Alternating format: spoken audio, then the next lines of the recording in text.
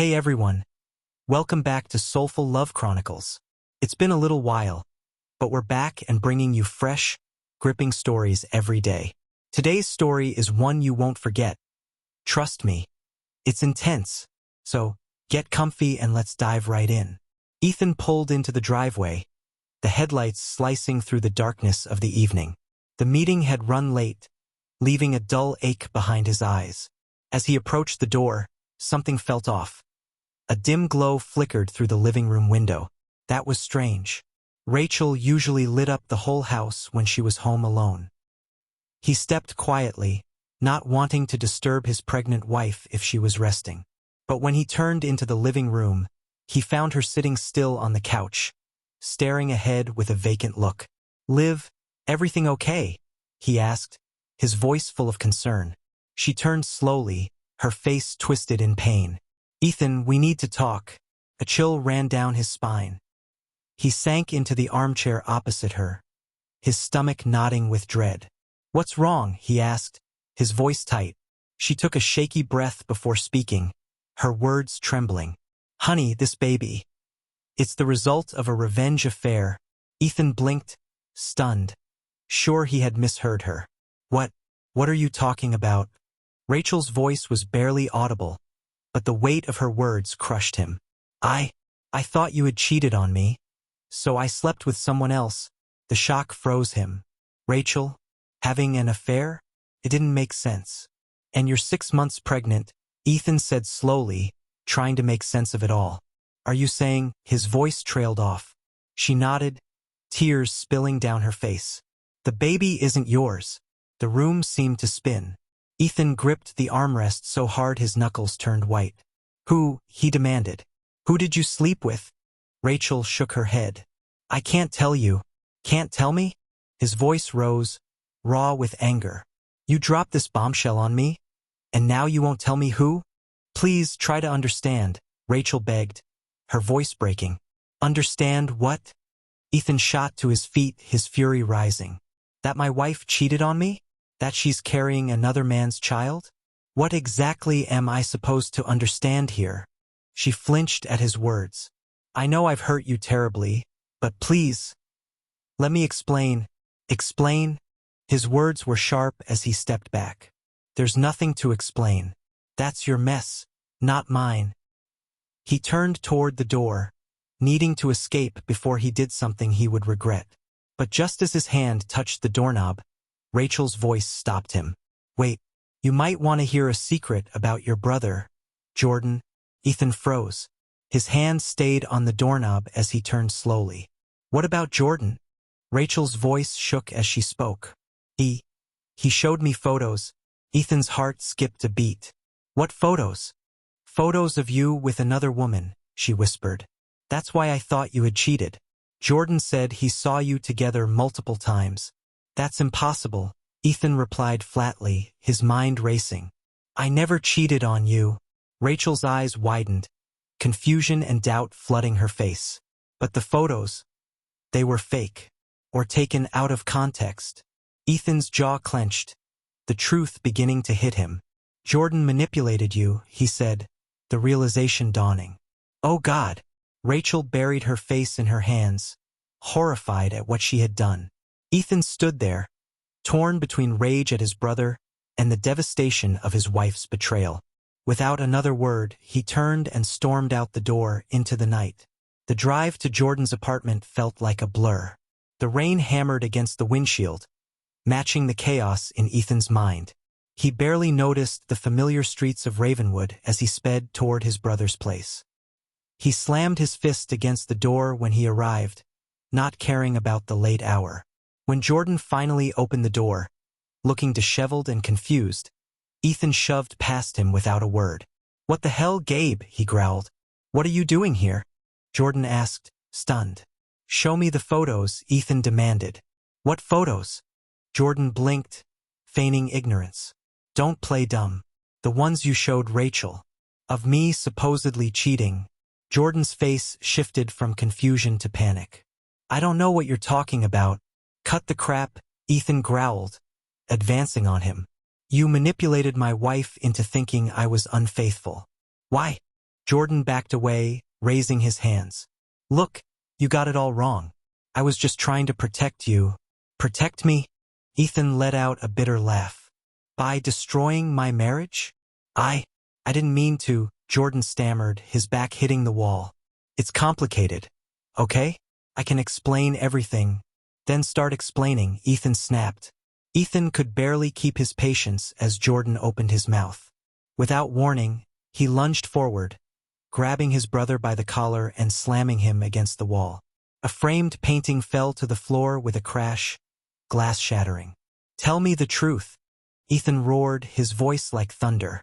Jordan's eyes flicked to the broken frame, then back to Ethan. There was something in his expression that made Ethan hesitate. He looked down, finally noticing the outline of a safe, now visible behind the shattered painting. What's in there? He demanded, his tone hard. Nothing, Jordan replied quickly, way too quickly. Ethan released his brother and stormed over to the safe. Open it, he growled. Come on, Gabe. This is ridiculous. Open the safe. Jordan hesitated before sinking to his knees. His hands trembled as he input the code, the door swinging open with a soft click. Inside, stacks of documents filled the space. Ethan rifled through the papers, his expression growing darker with every page he scanned. What the hell is this, Jordan? His voice was a low, dangerous growl. These look like fraudulent real estate deals. Jordan crumpled onto the couch, his face buried in his hands. It wasn't supposed to go this far, he mumbled. Ethan stared at him. What wasn't supposed to go this far?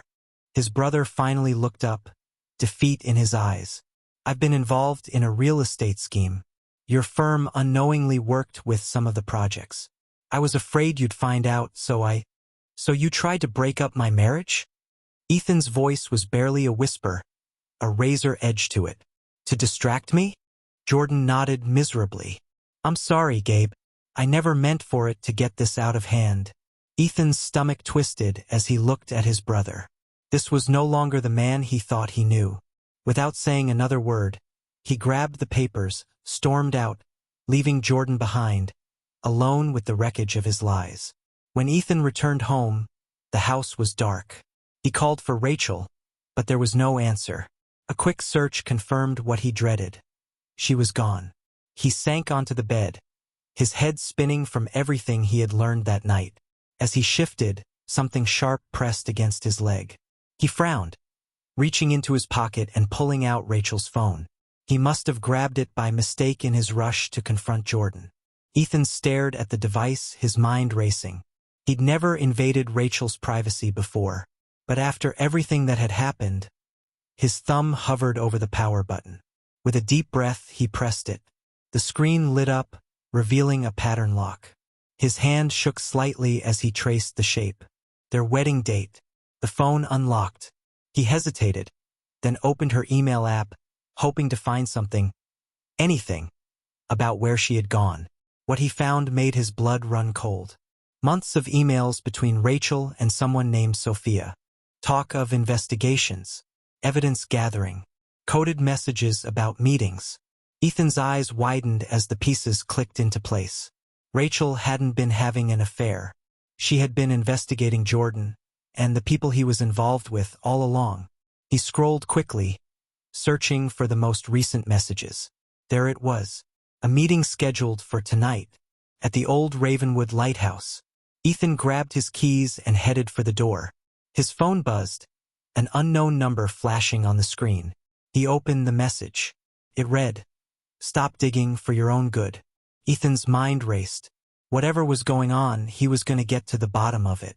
And he was going to find Rachel. The old Ravenwood lighthouse loomed ahead, weathered and ominous against the darkening sky.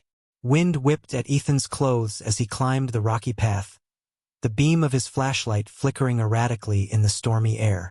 The salty tang of the ocean mixed with the taste of something dark and foreboding. He paused at the base of the lighthouse, his mind a whirlwind of questions. Rachel had been investigating Jordan, the affair, the pregnancy. It had all been a lie. But why? And who was this Sophia? The door creaked open at his touch, rust falling from the hinges. Ethan stepped inside, squinting as his eyes adjusted to the dim light. A figure stood near the window, silhouetted against the pale light. "Rachel?" he called, hope and fear warring inside him. The figure turned. It wasn't Rachel. A woman with short, dark hair and sharp eyes studied him coolly. "You must be Ethan," she said, her voice calm, but carrying an edge. "I'm Sophia." Ethan's pulse quickened. "Where's my wife?" Sophia raised her hands in a gesture of peace. "Rachel's safe. She couldn't make it tonight. She asked me to fill you in." "Fill me in on what? Exactly?" Ethan's voice was tight with frustration. "On the truth," Sophia said, gesturing to a chair. "I know this must be very confusing for you." Ethan remained standing. "You could say that. My wife is pregnant with another man's child. My brother is involved in some kind of fraud scheme. And now I find out Rachel's been working with you on, what, an investigation." Sophia nodded. "Rachel suspected something was off with your brother's business dealings months ago. She reached out to me. I'm an investigative journalist. We've been gathering evidence on a massive real estate fraud operation." "And the affair?" Ethan's voice cracked slightly on the word. "A cover story," Sophia said gently, "to explain Rachel's absences and odd behavior while she was helping me investigate. There was never any other man, Ethan. Rachel loves you more than anything." Ethan sank onto a nearby crate, his head spinning. "Why didn't she tell me? She wanted to protect you, and she was afraid you wouldn't believe her. Not without proof." Sophia opened her mouth to continue, but a sudden crackling sound made them both freeze. Her eyes widened. "We need to get out of here. Now." Before Ethan could ask why, a deafening boom shook the lighthouse. The floor beneath them lurched, and he barely managed to grab Sophia's arm as they both stumbled. "What the hell was that?" he shouted over the ringing in his ears. "Someone doesn't want us talking," Sophia said. "She tried the door, but it wouldn't budge. They've sealed us in." Ethan looked around wildly. There has to be another way out. They searched frantically, acutely aware of the groaning sounds coming from the lighthouse's damaged lower levels. Dust and debris rained down from above as the structure swayed ominously. "Here," Sophia called, her voice tight with urgency. "I think I found something." Ethan rushed over. Sophia was crouched by a section of floorboards that looked slightly different from the rest. Together, they pried them up, revealing a dark opening beneath. "A trapdoor." Ethan breathed. "Where does it lead?" Sophia shook her head. "No idea, but it's our only option." With one last glance at the creaking lighthouse above them, they lowered themselves into the inky blackness below. The air in the tunnel was thick with dust and the musty scent of long-forgotten secrets. Ethan and Sophia moved cautiously, their path illuminated only by the weak beam of Ethan's phone flashlight. "Watch your step," Sophia warned, her voice echoing slightly in the confined space. "No telling how stable these tunnels are." Ethan nodded, his mind racing. "How deep do you think this network goes? Physically or metaphorically?" Sophia's tone was grim, "Because I have a feeling we're about to find out on both counts." They'd pressed on, the tunnel gradually widening. Ethan noticed rough-hewn offshoots branching in various directions. "It's like a maze down here," he muttered. Sophia paused, consulting a small device she'd pulled from her pocket. "I think we're heading towards the center of town," she said. "These tunnels must connect key locations." As if on cue, they rounded a corner and found themselves in a larger chamber. Faint light filtered through a grate above, revealing the outlines of filing cabinets and a makeshift desk. "What is this place?" Ethan whispered. Sophia was already rifling through the papers strewn across the desk. "It's an office," she said, her excitement barely contained. "And if I'm not mistaken, we just stumbled onto the heart of the conspiracy." Ethan joined her, his architect's eye taking in the crude maps tacked to the walls. "These are blueprints," he realized, "but they're all wrong. The dimensions, the materials listed, none of it matches the official plans I've worked on." "Exactly," Sophia nodded. "They're using your firm's reputation to push through substandard, dangerous projects. And look at this." She held up a document. Signatures from the mayor, the bank president, even the chief of police. They're all in on it. Ethan's stomach churned. How deep does this go? Before Sophia could answer, the sound of approaching voices made them both freeze. Ethan quickly doused a light on his phone, plunging them into near darkness. Can't believe that idiot Jordan let his brother find out. A gravelly voice was saying, if word gets out about this operation, we're all finished. Relax, another voice replied. Ethan's blood ran cold as he recognized it. Victor, the mayor of Ravenwood. We've got it under control. The lighthouse has been taken care of and we'll find Ethan soon enough. The voices faded as the unseen men passed by their hiding spot. Ethan and Sophia remained motionless, hardly daring to breathe. We need to get this evidence out, Sophia whispered once the coast was clear. It's bigger than we thought. The whole town leadership is corrupt. Ethan nodded, his jaw set. Let's grab what we can, and his words were cut off by the sudden buzzing of his phone. He glanced down, his heart stopping as he saw the incoming video call. Jordan, with trembling fingers, he accepted the call. His brother's face filled the screen, a cold smile twisting his features. Hello, little brother, Jordan said. I think there's someone here who wants to talk to you. The camera panned, revealing Rachel bound to a chair, fear etched on her face. Ethan, she cried out. Jordan's face reappeared. Here's the deal. You and your nosy journalist friend destroy all the evidence you found, or Rachel suffers the consequences. You have 1 hour to comply. The call cut off abruptly, leaving Ethan staring at the blank screen in horror. Sophia touched his arm gently. Ethan, what are we going to do? He looked at her, conflict raging in his eyes. I don't know, he said hoarsely, but we're running out of time. The tunnel seemed to close in around them as Ethan and Sophia made their way towards the exit, arms laden with incriminating documents. The weight of the evidence was nothing compared to the burden of the choice that lay before them. We can't give in to Jordan's demands, Sophia said, her voice tight. This goes beyond just your family now. The entire town is at stake. Ethan's jaw clenched. And what about Rachel? My wife, my child. I can't just abandon them. They emerged from a hidden entrance near the town hall, blinking in the harsh light of day. The streets were oddly quiet, as if the town itself was holding its breath. We need to think this through, Sophia said, glancing around nervously. Maybe there's a way to save Rachel and expose the truth. Ethan nodded, his mind racing. The mayor's office. If we can confront Victor directly, maybe we can force his hand. They made their way to the imposing building, its pristine facade a mockery of the corruption festering within. The receptionist's eyes widened as they burst in, but a flash of Sophia's press badge bought them just enough hesitation to slip past. Mayor Victor looked up in surprise as they entered his office unannounced. His genial politician's smile faltered as he took in their grim expressions and the stack of papers in Sophia's arms. Mr. Carter, Ms. Elena, he said, recovering quickly. To what do I owe this unexpected pleasure? Cut the act, Victor. Ethan growled. We know everything. The fraud. The cover-ups. All of it. The mayor's eyes hardened. I'm sure I don't know what you're talking about.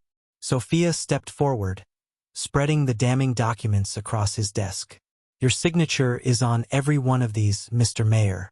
Care to explain how your name ended up on plans for structurally unsound buildings or these memos discussing bribes to city officials? Victor's facade cracked. He glanced at the door, then back at them. You have no idea what you're getting into, he said, his voice low. This goes beyond just our little town. There are powerful people involved. People who won't hesitate to what? Ethan interrupted. Threaten innocent lives? Destroy families? It's a bit late for that. The mayor's expression shifted, a calculating look entering his eyes. Perhaps we can come to an arrangement, he said smoothly. I'm sure we can find a mutually beneficial solution. One that ensures everyone's safety and financial security. Sophia's lip curled in disgust. Are you trying to bribe us?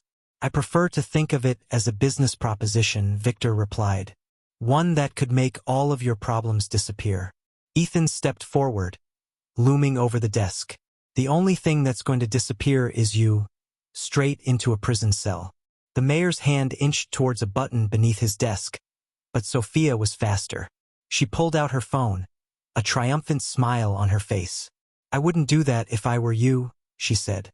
"This entire conversation has been streaming live to my news network. It's over, Victor." The color drained from the mayor's face. For a moment, the only sound in the room was the ticking of an ornate clock on the wall. Then chaos erupted. The door burst open, revealing a pair of burly police officers. "Mayor Victor," one of them said gruffly, "is everything all right in here?" Ethan's heart sank as he realized these weren't the cavalry. They were Victor's muscle. "Arrest them," the mayor snapped, all pretense of civility gone. "Conspiracy, trespassing, attempted extortion. Take your pick." The officers advanced, but Ethan and Sophia were already moving. They ducked under grasping arms, Sophia clutching the evidence to her chest as they bolted for the door. The hallway became a blur as they ran, shouts and pounding footsteps close behind. Ethan's lungs burned, but the thought of Rachel, still in danger, spurred him on. They burst out of the building, immediately splitting up as planned. Ethan veered left, drawing their pursuers away from Sophia and the precious documents. He ducked down alleys and vaulted fences, his architect's knowledge of the town's layout giving him a slight edge. But as he rounded a corner, a sharp pain lanced through his side. He stumbled, realizing with horror that one of the officers had managed to clip him with a wild shot. Gasping, he pressed himself against a wall, trying to staunch the bleeding. His phone buzzed. Another message from Jordan. With trembling fingers, he opened it. Coordinates, followed by 5 chilling words. "Last chance. Come alone. Hurry." Ethan closed his eyes, the weight of everything crashing down upon him. Rachel needed him. The town needed him. And he was quickly running out of time to save either. With a grimace of pain, he pushed himself off the wall and began to run once more, praying he was making the right choice. Ethan's car skidded to a stop in front of the abandoned warehouse, gravel crunching beneath the tires. The pain in his side throbbed with each labored breath, a constant reminder of how close he'd come to failure. But he couldn't think about that now. Rachel needed him. The rusted metal door groaned as he pushed it open, revealing a cavernous interior shrouded in shadows. Dust motes danced in the feeble shafts of light filtering through grimy windows. Ethan's eyes darted around, searching for any sign of movement. "Rachel," he called out, his voice echoing in the empty space. A muffled sound from the far corner drew his attention. There, illuminated by a single naked bulb, sat Rachel. She was bound to a chair, her eyes wide with fear and relief as she saw him. Ethan rushed forward, his heart pounding. "It's okay. I'm here," he said, fumbling with the ropes binding her wrists. "I'm gonna get you out of here." "Ethan, behind you!" Rachel cried out. He spun around, coming face to face with the barrel of a gun. Jordan stepped out of the shadows, a cold smile twisting his features. "Hello, little brother," Jordan said, his voice dripping with disdain. "So nice of you to join us." Ethan raised his hand slowly, mind racing. "Jordan, put the gun down. It's over. Sophia's already exposed everything to the media." Jordan's laugh was harsh and bitter. "You think I care about that? This was never just about the money, Ethan. This is about you. It's always been about you." "What are you talking about?" Jordan's eyes flashed with a lifetime of resentment. Perfect Ethan, Mom and Dad's golden child. The successful architect with a picture-perfect life. "Do you have any idea what it's like living in your shadow?" Ethan shook his head, bewildered. "Jordan, I never—" "Shut up," Jordan roared, the gun shaking in his grip. "You don't get to play innocent. Not anymore. You took everything from me and now I'm going to take everything from you." He swung the gun towards Rachel, his finger tightening on the trigger. Time seemed to slow down. Ethan saw the fear in Rachel's eyes, saw the madness in his brother's, and knew he had only seconds to act. He lunged forward, tackling Jordan just as the gun went off. The shot went wide, the bullet embedding itself in a nearby support beam. They grappled on the dusty floor, each fighting for control of the weapon. In the chaos, neither noticed Rachel. She had been working at her bonds throughout the confrontation, and with a final, desperate effort, she managed to free herself. She stumbled to her feet, searching frantically for something to use as a weapon. Ethan and Jordan rolled across the floor, trading blows. Despite his injury, Ethan fought with the strength of desperation. He couldn't let Jordan win. Not now, not after everything. Suddenly, Jordan's grip on the gun slipped. The weapon skidded across the concrete floor. Coming to rest at Rachel's feet, she snatched it up, hands trembling as she aimed it at the struggling brothers. "Stop," she shouted. "Both of you stop right now." They froze, looking up at her. For a moment, the only sound in the warehouse was their ragged breathing. Then, from outside, came the distant wail of police sirens. Jordan's face contorted with rage. He shoved Ethan aside and made a desperate dash to the exit. But Ethan, running on pure adrenaline, managed to tackle him once more. They crashed into a stack of old crates, sending debris flying. As the sirens grew louder, Ethan pinned his brother to the ground. "It's over, Jordan," he panted. "Just give up." Jordan went limp, the fight draining out of him. As Ethan cautiously released him, he saw not the monster of the past few days, but the broken shell of the brother he once knew. The warehouse doors burst open, flooding the space with harsh light. Sophia rushed in, followed by a team of state police officers. "Ethan, Rachel," Sophia called out. "Are you all right?" As the officers swarmed in, securing Jordan and checking on Rachel, Ethan felt the adrenaline begin to fade. The pain in his side returned full force, and he sank to his knees, exhausted. It was over. They were safe. But as he looked at Rachel's tear-streaked face and his brother being led away in handcuffs, Ethan knew that the Betrayal reckoning was only just beginning. The state police headquarters buzzed with activity. Ethan sat on an uncomfortable plastic chair, a bandage wrapped around his torso where the bullet had grazed him. Across the room, Rachel was giving her statement to a detective, her voice too low for him to hear. Sophia paced nearby, firing off rapid text messages to her editor. "This is going to blow the lid off everything," she muttered. "The mayor, the police chief, half the city council. Ravenwood will never be the same." Ethan nodded absently, his mind still reeling from the events of the past few days. It felt like a lifetime ago that he had come home to find Rachel in their dimly lit living room, confessing to an affair that never happened. A door opened and a grim-faced officer approached. "Mr. Carter, we're ready for your statement now." For the next 2 hours, Ethan recounted everything. The fake affair, Jordan manipulation, the hidden documents, the underground tunnels. With each revelation, the officer's eyebrows climbed higher. "And you're certain about Mayor Victor's involvement?" the officer asked. Ethan nodded. "Sophia has a recording of our confrontation in his office, and there are documents linking him to the fraudulent construction projects." The officer made a note, then hesitated. "There's one more thing, Mr. Carter.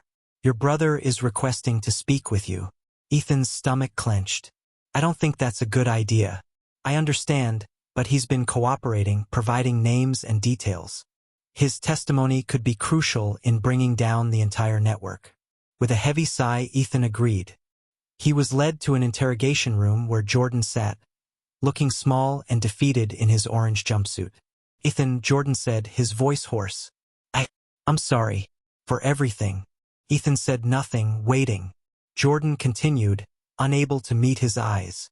"I know it doesn't change anything, but I want you to know I never meant for it to go this far. I was angry and jealous, and then I got in too deep with the wrong people. But I never wanted to hurt Rachel. Or you." "But you did," Ethan said quietly. "You hurt us both." Jordan nodded, a tear sliding down his cheek. "I know, and I'll spend the rest of my life trying to make amends, starting with telling the police everything I know." As Ethan left the room, he felt a strange mix of emotions. Relief that the truth was finally coming out, anger at his brother's betrayal, and a deep, aching sadness for the relationship that would never be the same.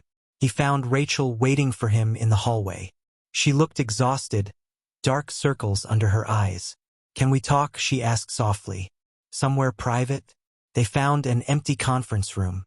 For a long moment, they just looked at each other, the weight of unspoken words hanging between them. Finally, Rachel broke the silence. "There's something I need to tell you, Ethan." Something I should have told you months ago. Ethan braced himself, unsure of what new revelation could possibly be left. Rachel took a deep breath. The baby, it's not the result of an affair. I used a sperm donor. Ethan blinked, uncomprehending. What, but why would you? Because you can't have children, Rachel said gently. I found out when I was looking into fertility treatments.